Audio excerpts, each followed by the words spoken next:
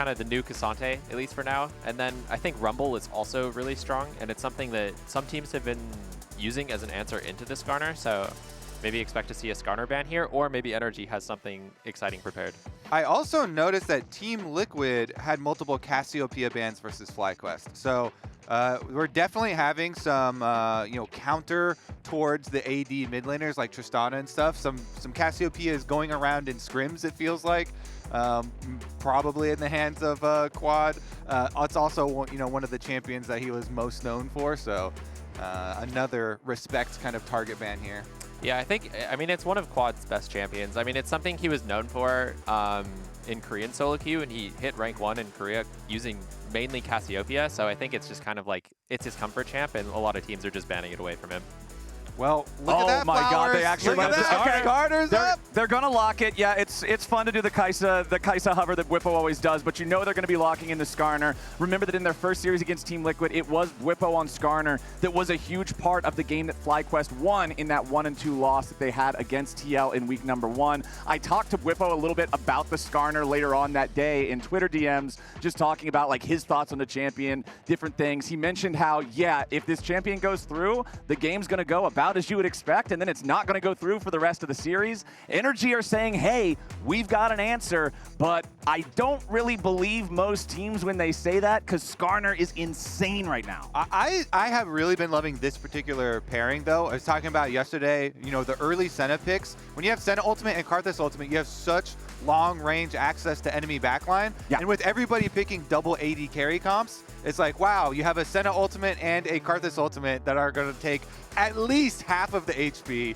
of those multiple AD carries that we're mentioning, and there's one of them locked in as the Tristana mid. Yeah, no, I had some experience with the Senna KArthus yesterday. Yeah. Not very fun. And I will say, like, this is the best way to deal with like these really high prio, really strong champions. It's less about the counter into the champ itself, and it's more like if you give them Skarner, what are you getting in return? So NRG's saying, if we get the Senna KArthus, we think that our draft will come out better in the end. And I do expect to see something like the Ksante coming through, unless he has some like really special counter pick prepared. And we see the Leona locked in alongside that Tristana here in the second round for FlyQuest. I like a pick like Leona here because you have the long-range hard engage on two champions that don't really have any sort of a way to get away from a well-placed solar flare unless they flash, right? With the Senna and the KArthus. Yes, they've got a really long range, but I like Leona here as an answer to be able to try to pick them off. Yeah, the hard engage already guaranteed for FlyQuest, but some locked in here for NRG as well, as they're able to pick up the Ornn. We were very used to seeing it paired with the Senna in the bottom lane. I don't know. How do you feel about an Ornn versus a Skarner that doesn't scream like, oh man, crazy? They're definitely going to want to flex it up there. Yeah, no, I think I would be very surprised if the Ornn goes top lane here. I mean, you can play it, but you just kind of like lose the whole game. And then, Yeah. like, it's just like, you're like, I really hope my team carries me this one. So I think like, because they didn't pick Ksante, I really expect he has something kind of more fun prepared, which I'm really excited to see. Yeah, I mean, NRG, when we remember back to the real big success stories of this team, they were picking double AD melee split pushing solo laners, with Dhokla and Palafox both playing, Yones and Akali's and all kinds of assassin and split push type champions. So maybe they've got some magic left for us here, as they are on red side, so they'll be able to guarantee the final surprise. Yep, and NRG focusing on that AD carry pool a little bit here, getting rid of the Kai'Sa, one of those AD carries that would love to dive in next to an engaged support like a Leona. Ezreal also going to get banned out, so double marksman focus from NRG in the second half. Meanwhile, FlyQuest trying to protect that Skarner from a couple of the more obnoxious matchups. TF in lane, Skarner just doesn't really interact with him besides throwing the rock. I mean, if you ever try to engage on him, hit him with the E, remember that Skarner's not unstoppable during the Ishtal impact like a Scion ulti or something similar, so TF just throws a gold card, walks away. Not really the greatest time. We'll see if FlyQuest wants to continue to protect that. No, okay, just going to go with the Corki instead. They already locked the Trist for themselves, so making sure that NRG doesn't get the other side of that mid lane handshake that can often happen. Yeah, and you're looking at all those AD mid laners because they have the KArthus jungle already locked and loaded and showing here. But we'll see, as Palafox looks like he might be the one going first. So, if it's going to be the Ksante still after all of that. Yeah, I mean, I'm really surprised they didn't ban it away. I mean, the TF, like, talking about NRG being good at the split push, like, TF top is exactly that. It is, like, the split push top laner right now. But I am really surprised not to see the Ksante ban. And I'm also surprised not to see the Smolder ban coming out from NRG, because they might go for something else. Ziggs is a really strong champion right now and works well with a lot of the AD mid laners because you just take towers so fast with the Ziggs and the Tristana. Yeah, and I really like looking at the Ziggs as well, since they haven't necessarily locked in any real AP otherwise, right? Like, yes, Skarner has a little magic damage. Leona's abilities are magic, I guess, but there's no real AP threat on the team up until now. We'll see if this means that they want to move away from an AP jungler or if they would still like to have that pairing with the AD Tristana mid with the Skarner up there in the top side. Since we saw this for the first time in LCS last week, I have been just absolutely blown away by the clear speed of the Zyra jungle. I would love to see this get locked in. We'll see if that's what it will be. And yes, it will. Inspired. Lock it in Zyra jungle. All right, Palafaker, what's he got? The genius midfielder for NRG. It's time to bring it back. What can they do? The final surprise here on the last counter pick. I mean, you can't really get too crazy because you're already versus Tristana, and there's not like too many interesting things that you can do. My personal favorite into the Tristana, I really do think that Cassiopeia, more people should play it than just like the Cassiopeia mains. But it's going to be the Yone here. That's kind of spicy, and that's one of the things we talked about NRG having success with in the past. Yeah, I mean, the Yone is a really strong pick into Tristana, especially when it's paired with the KArthus. It's going to lose lane a little bit, and if like Palafox can do a good job of like not losing a lot early game, then when he gets inside lane and he has the KArthus ult in his back pocket, it's really hard for Tristana to do anything. Plus, if he joins one of the team fights, you start things off with the Ornhorn, follow it up with a Fate Seal. There is some big wombo combo engage potential here on the side of NRG. So let me just go ahead and ask you guys now, we've got all 10 champions locked in. Licorice, I'll start with you. Which comp, if you're playing this one, would you prefer to be playing as? Would you rather be the Skarner or the Ksante here? Man, it's a really hard question. I like the Skarner better, but I like the Yordles with Ziggs plus Tristana. Yep. If the enemy team is trying to like split push you and then make use of their globals and stuff, and you just run down and you two-shot towers with Tristana just exploding and then Ziggs just blowing it up, I feel like you can rush through towers so quickly. It's kind of a really good answer if the enemy team is trying to play the whole map. Yeah, no, and especially with the early grubs coming in. Like if you get anywhere near 6 grubs on this FlyQuest team, then towers just like they just blow up when you look at them. Like it's really that simple. Getting into this game now as we're waiting on the minions to spawn, I feel like we probably couldn't have asked for 2 higher tempo junglers on either side here. The KArthus and Zyra are both going to be farming at the speed of light, and we'll see which one of them can manage to find the advantage over the other. Zyra, of course, is going to have some stronger gank potential early, considering she does have that hard lockdown. When you look at the lanes themselves, Busio also having a lot of setup if they want to try to make a play down there in the bottom lane, but the same can be said when you're looking at an Ornn and a Senna on the other side. Obviously, both top laners have a lot of potential to incredibly powerfully punish any sort of a wave push. These guys are not going to allow you to get close to the turret. Yep. Yeah, no, totally. And I don't know. I'm just really excited to see how this game plays out. I think it's really exciting to see that NRG is just like kind of going for it in draft is what it feels like to me, where they're letting through the Skarner and they're just trying to like get the power picks and like play the game their way. Congrats to FBI on the 300 games there. We'll see if they can make his 300th game a W here, because NRG, there's been so much talk about this team and about it being like NRG summer once again. Even though they had a pretty rough opening to this 2024 summer. If you remember back to last summer, which is kind of the origins and what they want to channel, the success story of how they got to Worlds and then found success at Worlds. They also did have a slow start in that summer, so the coping mechanism is here to be able to use for NRG. Slow start in summer into qualify for Worlds combo.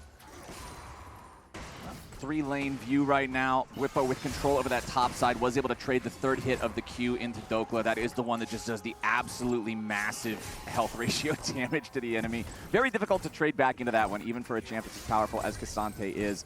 Bwipo's got that control maintained, that priority here over the top lane. You can see, though, Contractz is on the top half of the map, clearing bot to top, while the opposite can be said of Inspired and that jungle Zyra, as Quad just trying to get away from Palafox as he uses the Soul Unbound for those snappy trades. And Bwipo can use the Ishtal's impact to get into a safer spot, go for his recall, go for his first buy. And Huhi And FBI forced back underneath that turret. Huhi down to 300 HP here already. Going to use the Ornn passive to give himself a little bit of extra firepower down here. Pick up a Ruby Crystal.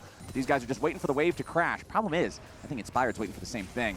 There was a couple of spells there over the wall. Doesn't get a whole lot of value out of him here at the start. Yeah, I think they're gonna force this bot dive and probably try to trade 1-for-1, if not 1-for-0. All right, let's see it. Busio's going to lead the way. Shield of Daybreak to immediately start it off. First blood already. 2-4-0. Beautifully done from the FlyQuest bottom side and jungle combo. Yeah, that was super clean. Immediately getting the first kill, and then Busio's able to flash out afterwards too. Pick up both of them, stop the farming, and Zyra can get back to another full clear. Just recall. Oh, can't get the recall off. Contractz at least delays it a little bit, but Zyra's just going to recall and then clear from top to bottom again. Yeah, you know, if I get a double kill on the enemy bottom lane while they're stuck under turret with their minions dying there, I'm fine with losing my recall tempo. I think that's a fair trade. That worth? Yeah, I mean, there was a while where people talked about like the 7th camp on the map, where you hit your full clear and then you get the extra laner, and that's your 7th camp. And let's be honest, though, it's usually top laners we're talking about. But this time he got 8 camps on his first clear, which I think that's as good as it gets. Feels great. It's a double camp. Well, it's actually 9 because you got the Scuttle Crab down there at the same time. He is just absolutely loving his life in this early jungle for Inspired, for FlyQuest. Up 1,000 gold. Bwipo back up here in top lane. Does have the tier purchase now. Still holding on to the teleport because he got the wave crashed all the way in, so he was able to cheat that recall and start stacking that tier towards the Fimbulwinter that all of the top lane Skarners generally go for right now. Licorice, I know you and I were talking backstage before the series about the differences in building the Fimbulwinter entirely just as a straight rush versus delaying it. Tell chat your thoughts on just general Skarner lane itemization. I mean, I personally don't like it. I know Bwipo is someone who went for it his last Skarner game, so I do expect him to just be rushing the completed tier item, the Fimbulwinter, this game. I find that having just like more stats in armor or MR, like this game it would be armor, is just more effective, but I know it's something a lot of players go for, and it does have a really high win rate. So, yeah, we'll just see how it goes this game. Yeah, and it's so easy for Skarner to proc it, and the extra mana definitely helping so. We'll see how Bwipo is able to do it. I mean, honestly, with them getting the early kills on bottom side, I think it greatly accelerates how this team wants to play with them having so much turret destruction power. I mean, getting an early lead and then having Inspired just full clear and end up on the bottom side to reassert their pressure and go for the little bit of an invade and deep wards here with Busio to support him is right on track with the FlyQuest game plan. Yeah, I mean, they have a lot of pressure here. Like, Zyra's in the bot side, NRG's scared of getting dove, so KArthus is coming down. And instead, they're just going to push out the wave. They're going to go to grubs and start stacking those 6 grubs for the Ziggs Tristana later in the game. Ooh, flash out from Palafox here in mid lane, immediately losing that summoner spell after he had also just used his teleport to return to lane after doing his first purchase. So FlyQuest making sure that he's not feeling great about his current state. Yeah, one of the biggest things about getting your bot lane ahead, that's great. You unlock your support to get free time to roam as well. And then your support like ganks for you like a little Pokemon going towards mid and getting the extra flash there. And you mentioned it early as well, Licorice, but the grubs were going to be a priority for this team, FlyQuest. They're very happy to trade this dragon for grubs. Inspired was on grubs first. They're the ones that chose to go topside, grab that. So the turret destruction becomes turret evaporation. First Drake is also just a Chemtech Drake, not generally going to be considered one of those super high priority ones. So FlyQuest loving the way things are going here. 1.7 thousand gold lead 7 minutes into the game is a pretty nasty situation for NRG to find themselves in. You can see some very slight farm advantages pretty much across the board for the FlyQuest side here. Not even a full wave anywhere in particular, so it's not like they're incredibly worried about it, but it is showing that everything's perfectly fine here in the state of the lanes as Palafox tries to get a little bit of value here out of the Soul Unbound as he gets the wave to crash into the turret of Quad. Contractz trying to make sure that he doesn't get caught here, but he might be in some trouble. Has to flash away. The Ignite is on him, but it shouldn't kill him? Won't I don't think. Yep. Okay. The Wolves might, but... the Wolves are going to finish what Ignite started. He respects the Wolves. He does. He heals off the Wolves. He gets the little one, and he's going to go back for the big one. Yeah, and you see Inspired's just in the top side taking away his camps. This is going to feel really bad once he walks in there and finds out. He'll probably also get chunked on the way in here. Oh, meanwhile, Palafox versus Quad back in mid. That 1v1's not going the way of FlyQuest. KArthus ulti coming down. The Requiem sounds off, and it's going to be Huhi's Horn putting Quad 6 feet deep in the river. We already finally here get to see some of the power of the ultimates and the super long range coming through. Quad just gets run over by the train there, the combo. Coming from Huhi and Contractz with both ults being able to kill these carries, and that was the whole goal. Remember, with the construction of this team composition. Yeah, I mean, this is the power of their team comp in action. Although if I'm Contractz here, I'm going to be a little upset because I didn't even get an assist on that one. Just wasting no, the ulti. wait, it didn't even touch it, time? Yeah, it didn't get there. The No. Horn ran him over, and now Inspired's about to get run over by the Dawning Shadow. Palafox gets the credit, but it looks like it'll at least be a trade 1-for-1 as both junglers drop dead. Yeah, I mean, that always really hurts because if you're running Dark Harvest too, so. Yeah, no, you really want the ultimate stacks and the Dark Harvest stacks. But honestly, this game is not looking too bad for NRG here. I know their bot lane is behind, but I mean Ziggs is just he's gonna wave clear the wave no matter what. And their win condition is definitely online. Palafox looks like he's doing really well in this lane, and it's only gonna get harder for Quad as the game goes on. Palafox with his double buffs as well. Yone can be such a difficult champion to deal with in so many situations, and that's just going to make it even more of a problem. As you can see, NRG, they've once again got Contractz down here on the bottom side of the map. Busio on that Leona, level 6. Still doesn't have the cooldown back up for the Solar Flare, but once it's available, I expect to see FlyQuest be looking to make more plays around this. I said how much I like the fact that they went for this pick during the draft, and I'm liking the way that they've used it here so far. He has 100% kill participation. Yeah, no, I think the next thing that's going to be really interesting to see is the grubs are coming up in a minute, and there's a lot of pressure on NRG because giving 6 grubs to this team comp is really hard. But I don't know if the Ziggs and Leona are there, it's going to be really, really hard for them to fight. So this might be where the game either breaks open or, I don't know, we'll just have to see what happens. Yeah, Contractz still is not going to have flash from the last time that they engaged on him. And Huhi there, no flash as well. So looks like they're keeping their bottom lane bottom for now. Okay. Oh. Just chilling. Yeah, looks like they're going to move up. I mean, if you're NRG, you definitely, if you can, you want to contest these grubs. So I think I'm expecting them to at least poke around and see what they can do. But Busio's already found a really nice flank angle in the enemy jungle. And lots of vision, so they'll see them coming for sure. Feeling good about that one. The other big thing that I'm looking at here, Huhi has the first fully completed major item of the game in the Hollow Radiance that just got purchased for his Ornn. Could be a difference maker here if this fight turns into something truly chaotic. Inspired and Busio just going to hang out behind Bwipo here as he tries to get this wave shoved up. The Skarner and Ksante, both level 9, both having the flash, both having the ulti.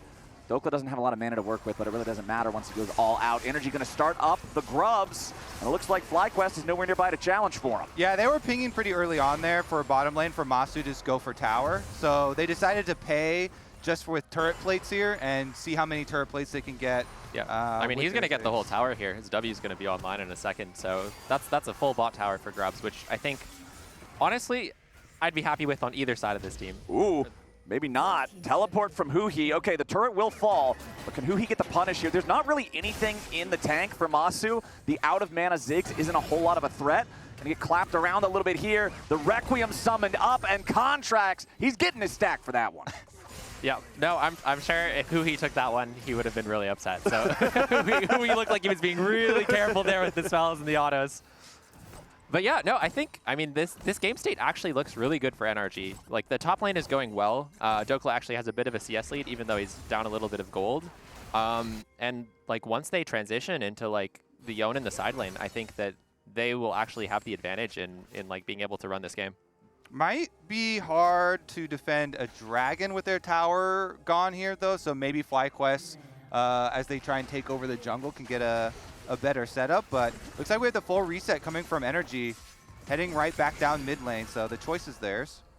I like the decision there from Massu. He knows he's not going to be able to hit the Yone because he's so fast and soul unbound, so just immediately blast the wave and force him to recall back to his corporeal form anyway, as Dhokla wanted to go for a recall there. One of the nice things about Skarner, the rework compared to the old one, there's a lot of nice things, but one of them is the amount of game states and situations that you can interact with compared to the old one. Old Skarner doesn't really get to stop people's recalls or do anything other than pull. New Skarner could throw a rock at you, he could use his W. There's so many ways that you can just be obnoxious with this champion now. And we'll see Bwipo trying to take a recall there, but now it's Contractz and FBI. The 3v1 underneath the turret. Bwipo does not have a lot of mana to work with. Busio's on the way, so they can't stay too long here for the energy side. Yeah, it looks like they're going to back off. Yeah, no, they were just trying to get something in exchange for the dragon that they were giving up here, and you know, Skarner just took an auto, took no damage, and is now TPing back. So we got our answer to the question that we were asking earlier, which is how is Bwipo going to play this in terms of the itemization? And it looks like it's just the early tier, then into the Sunfire Cape for the extra laning power. I know this item has received some nerfs, not necessarily the same tier that it might have used to have been, but it's still going to be hopefully effective for him to be able to continue to trade into this Ksante, who does have his Iceborne Gauntlet now completed too. Yeah, no, I'm a big fan of this build from Bwipo. It just gives him a lot more early power where, like, when you finish the tier item and it's not even fully stacked and you don't have the passive, it just feels like you have this really weak period of the game where even though you're playing this, like, really strong S tier, S stands for Skarner champion. Yes, I like that. I like that. That you're not actually that strong when your tier item isn't finished. So really like this build, and it looks like FlyQuest might be looking for a pick on Palafox bot lane. Yeah, Palafox really wanting to shove this wave all the way up. Quad's going to show here first. Palafox is level 11, Quad only level 10. Oh, Fate Sealed is not going to get him over the wall because Quad jumps in the way to cut the distance short. Now Busio's ready for the lockup, and Palafox is ready for the beatdown. It's Quad getting his second kill of the game. Yeah, nice interception there from Quad. He knows exactly what Palafox is going for on the escape route. Jumps in, gets the kill. Is going to be at the cost of topside objective in Rift Herald here, but honestly, to keep that Tristana split pushing on bottom side, just shove all the way up to secondary tower here. And FlyQuest also getting access to the Ziggs in mid lane. This tower's going down quickly too. That one's gonna explode. The double demolitionists are doing their jobs. That's so dirty, man. With Ziggs and Tristana on the same team, the turrets are just absolute paper. Nice for FlyQuest getting themselves up to a 2,000 gold lead now. And the early neutral objectives, I feel like in a lot of games of League of Legends, you see one side prioritize one side prioritizes the other. This time around, it is the perfect handshake. One Drake for one Drake, 3 grubs for 3 grubs. No real discernible advantages to be found there. FlyQuest with the +1 on the kills, but a lot of that gold that they have in terms of the advantages is just exactly those 2 turrets, right? Yeah. And I do actually really like how FlyQuest is playing this game out. Like, it feels like their answer to the KArthus Senna side lane pressure is that they have Ziggs, and he just wave clears mid alone, and then the rest of the team just plays around the side laner. So it's like, yeah, you have KArthus and Senna ult coming in, but Leona's there, and so is Zyra. Bwipo using the Ishtal impact to bring Dhokla a little bit closer to his side of the rift. As Quad shows up here with a TP, Dokla's ready to stand and fight. He goes all out. The Skarner ulti's not going to work because Dhokla went unstoppable. Contractz ends up taking the kill, and Dokla's still fighting. Bwipo needs a little bit more. Dhokla tries to get away. The rock will not connect. Bwipo tries to catch up. He needs a little bit more damage. He finds the slow here with a W1. More rock will get it done, and there it is. Bwipo makes it a 1-for-1. Yeah, I mean, a really good play from Dhokla to call for the ult and to turn that around. Oh. Little jump scare there. I didn't know he still had that. We've always got our little pocket flowers ready to go for any Skarner play. Rift Herald gets its second charge off of the tier 2 turret down here in bottom lane as NRG tries to continue pushing, make up some of this gold difference. Same time, Bwipo's going to grab the tier 1 up in top, and the presence of Busio down here to be the frontliner makes it enough so they can't get the tier 2 on NRG's side here as the trade. I do want to see like a locket at some point come out for the side for FlyQuest here to try and help with so much of this, you know, long range damage from NRG. With KArthus and Senna and even Ornn super long range on the ultimate becoming so popular, like locket really does go a pretty long way in especially dealing with the KArthus ult. Well, talking about items that are going to go a long way, worth pointing out that tier is now fully stacked on Bwipo, so the Fimbulwinter completed.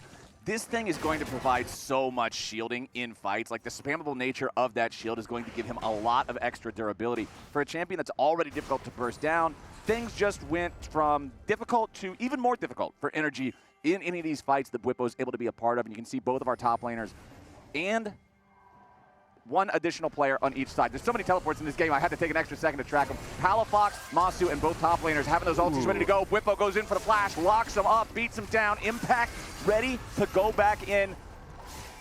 Tried to say Ishtal's impact. I said impact instead. He's not in this game. Sorry about that. we got Palafox taken out. Bwipo's the one taking him down. That Skarner is ferocious here with a 1v1. FBI flashing away from the Stranglethorns has inspired, threatened a lethal situation for him too. You got 10 seconds next on the Drake. FBI already had to flash away. Palafox is still dead for another 20. This is a FlyQuest bot side river control situation. Yeah, Bwipo still pushing up there, so they're getting wins all over the place here with setting up on Dragon. Bwipo takes half of the tower by himself and cruises on out through the mountains there. Looks like we got a little bit of a check though.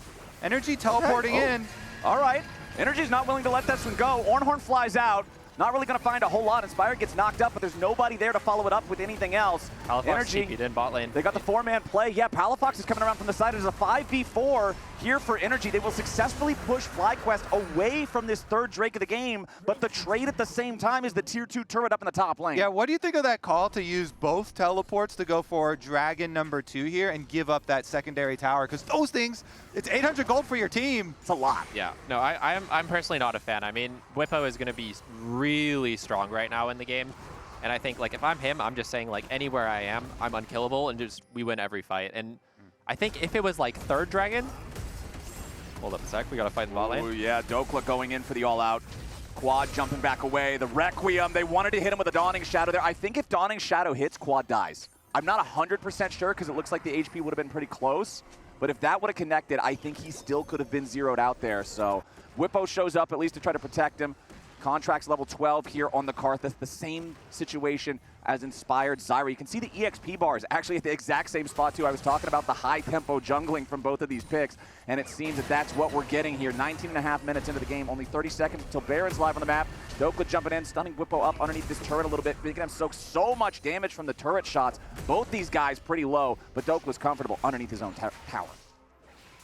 But yeah, going back to what I was saying earlier about the tier 2 tower, I think, like, if it was third Dragon, like you're threatening Soul, or if it's Soul, obviously, then I think it's a good trade, but it's just investing a lot of resources. And the other, like, FlyQuest is going to come up tempo. They did end up getting Bwipo's TP right after, which is going to make the game feel a lot better with that, with the play bot lane from Dhokla. But I think still not a trade I would want to go for. Yeah, it's just the investment of both teleports when you're a team that like wants to be able to split push and play the map and use these long range ults does seem like a very hefty cost.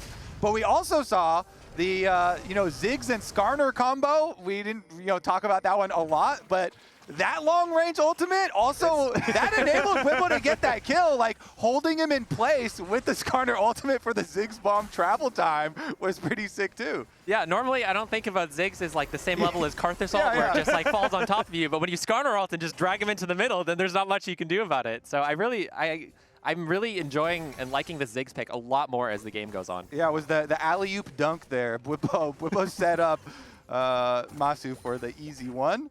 We'll take another look though too, because they have an easy time pushing out all waves. Bwipo on bottom side already was able to push out and then move up through the jungle. So I like this collapse from FlyQuest. They send all their resources now towards Baron. They even invested an ult for an attempt at a pick.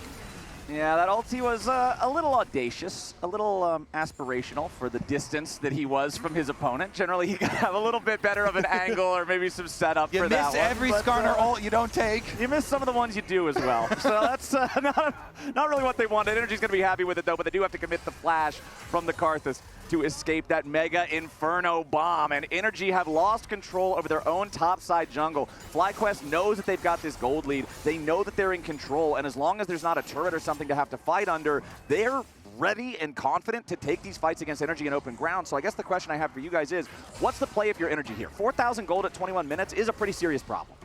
Yeah, I mean, they really just have to try to find some kind of pick in the side lane here. Like, it's going to be a play from Dhokla or Palafox where they find an angle on Quad or Bwipo. Or they just start the Baron. Or we force Baron instead. Okay, NRG has answered my question themselves. They're saying it's going to be a Baron fight, and that's the name of the game. Huhi summoning up the Ornhorn. Shoots it back, but he ain't going to find much. Inspire with the flash away from the Fate Seal, keeping himself alive. His Contractz is going to be killed here at the very start by Quad. First kill of the fight. It's 1-0 for Fly. Now they're going to be the ones moving right back into the Baron pit. Baron reset, but only partially. Busio at half HP over the wall, looking to try to zone these guys away. Remember, there is no smite for NRG. Energy. Contractz dead for the next 25 seconds. Dhokla still got most of his health bar. He's looking for an angle to get in here and try to fight these guys, but Bwipo's got the E-stall impact to push him right back out. Busio continuing to just try to zone Palafox away from any sort of participation in this conflict. Baron's down to about 2,500. Dawning Shadow ain't gonna do nothing. In the pit. They're trying to go in. Huhi wants to try to steal it away, but it ain't gonna work because Inspired has secured the Baron for FlyQuest. The Baron gambit from NRG. It was risky, and the risk gets punished. I hate to say it, but this summer, 2024, are we seeing the creation of a new meme, a new NRG Baron meme? Because they have been rough. We're going to still see Dhokla. Ooh, he goes all out between two turrets. That is not the ideal landing spot for Ksante. That was right in between both, so you get both turret shots the whole time, too. 4 turret shots in like 2 seconds. Yeah. No, that looked really cool. Like, yeah, actually, he pinpointed that sucker. Like it would be hard to do that on purpose, you know? Right in the middle. Honestly, though, one of the first things I was thinking, as you were talking about them starting up the Baron, Contractz had almost no mana. The KArthus had like 70 mana when they started it. And so if you watch the replay, you'll see him use like 2 more Qs on the Baron, and then he's actually out of mana when the enemy team comes. And so he just kind of goes up to the front to die there, and they lose out another one. But it has been rough as far as the Barons go so far this summer for NRG. In the first series that they had, obviously, they were deciding whether to turn or burn, and then this one was also kind of in a very high pressured situation where it did not look that great. And now with the Baron being taken, they've lost total control of the Rift, so that earlier play that they made on the Drake just doesn't pay out at all. Here's another look at what went down in the fight. Meanwhile, back in live, we got another fight breaking out as the Fate sealed into the Ornhorn onto Inspired. Stranglethorns on himself to try to stay alive through the dive. Palafox gets back away, and the Requiem completes what they were looking for. Bwipo's ready to come in through the wall here. Goes after Dhokla, but he ain't gonna find much. Mega Inferno Bomb. Half kills FBI with just the damage. 3-man pull coming out from Bwipo. There's your impale from all 3 tails. A triple kill over to Massu on the Ziggs. All right, FlyQuest are coming for the rest of the base. Here we go. Bwipo's going to lead the charge. Towers don't even scratch him. He's just here to protect the minion waves. He's the bodyguard. The minion waves are the VIP. Just get him all the way in. Now he's going to be able to use his own teleport to rejoin the team. Remember that Massu on this Ziggs still has the satchel charge for pushing towards these Nexus turrets. It's still another 10 seconds before anybody else on NRG respawns. FlyQuest keeping the push alive. As soon as this wave arrives to the turrets, that's when I expect to see the Bwipo TP. And yup, there it is. There's your first Nexus turret already gone. More on to the second. There's the satchel charge taking it out. Now FlyQuest trying to get themselves back away. Bwipo here on the front line might get caught out a little bit, but the Skarner is so damn tanky. 2-man solar flare as Palafox tries to find some damage, but it ain't gonna work. Quad has already gone on a killing spree, and FBI just got knocked out. Massu going unstoppable, showing who's got the better long-range mage ulti, as Dhokla will not kill anybody in the back line. Palafox with a soul unbound doing everything he can, but it just ain't enough. Another triple over from Massu, 16-5. FlyQuest crushes game 1. FlyQuest are undefeated with new Skarner. Yes. Yep. I don't think we'll be seeing Skarner in the next game. They may not be undefeated in series, but they are undefeated with Skarner. That is for sure. And what Bwipo said came true, right? I was talking about how he mentioned, sometimes teams just let it through because whatever reason, then the game goes exactly how you would expect it to go, and then they're going to have to ban it after that. But hey, it was a strong game 1 for FlyQuest here against NRG, and now we're going to have